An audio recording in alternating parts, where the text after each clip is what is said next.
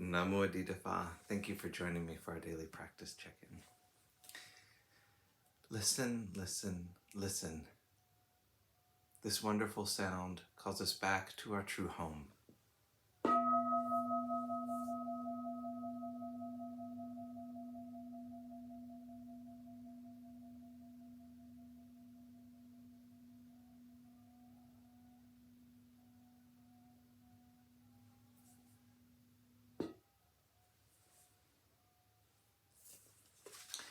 The fifth mindfulness training.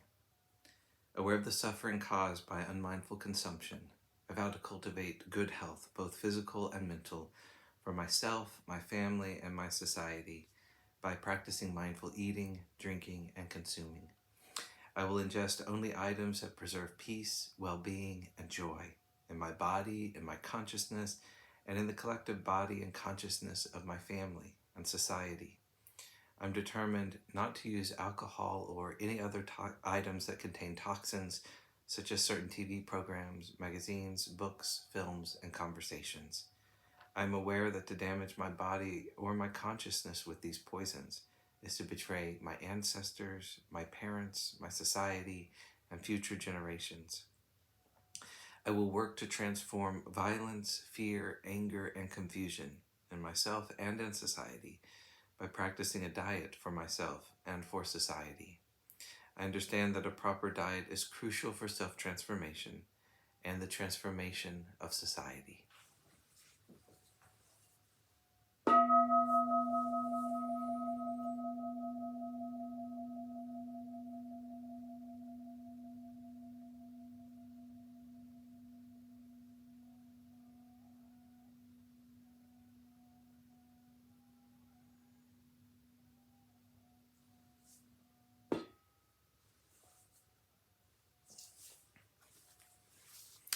For our Dharma lessons, we're reading Ajahn Munindo's book, Unexpected Freedom, and a chapter on a question of identity with a section, Abiding as Awareness.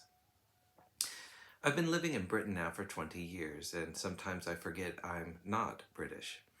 But when I return from trips abroad, I have to stand, sometimes for a long time, in line at the immigration desk, along with Russians and Turks and Americans.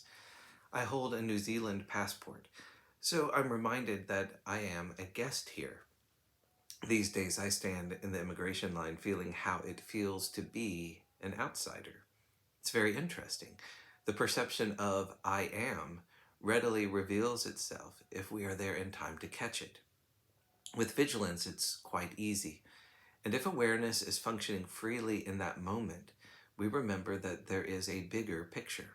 There is much more to us than the idea of me, a New Zealander, or me, a Buddhist. And what are these ideas arising and ceasing?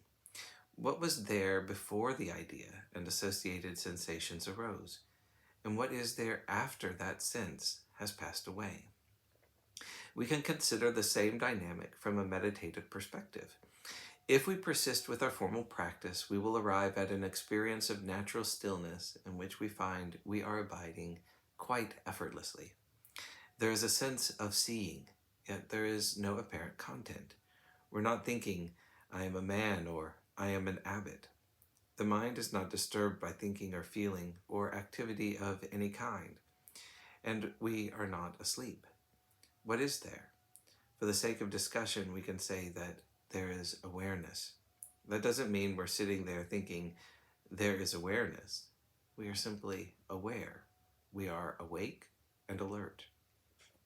As we gain confidence in sustaining such awareness, we discover how to abide as awareness and at the same time allow activity to take place. There can be thinking and feeling, but we don't forget ourselves. If, for example, pleasurable feeling is arising in the meditation and the thought, I like this, appears, we don't lose awareness and become limited by our identification with pleasure. We refrain from setting the focus of our attention on the content of awareness, and through not grasping, we cease to become lost in the joys and sorrows of existence.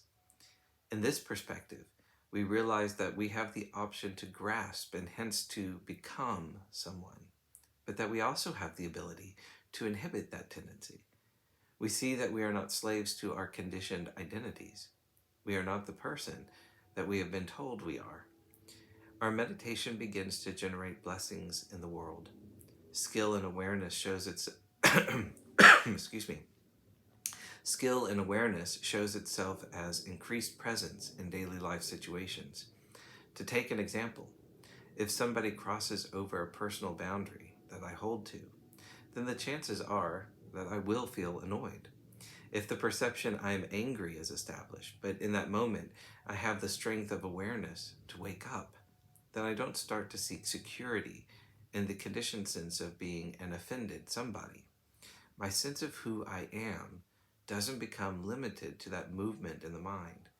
Even when the perception I am angry is born, I don't start to feed on the toxic nutriment of indignation. I survive anger and abide as awareness. We abide as wakefulness when we remember, when we are alert. Often we forget, but what matters is that we are interested in remembering. We really don't want to contribute to the misery of the world by settling for some synthetic identity doled out by someone else. And waking up is possible. Little by little, we learn to live our lives with the sense of simply being awake. It ceases to be so important whether we know who we are or where our lives are going. We can be awake to that movement of mind that we experience as feeling lost.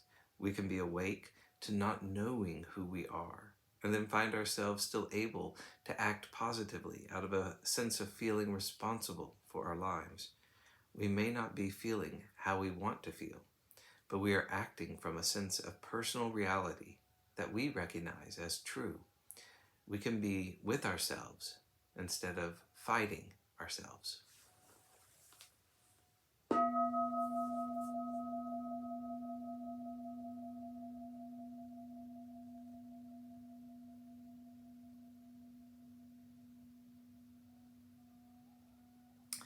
May all beings be well. May all beings be happy. May all beings be peaceful. Namo Adidafa.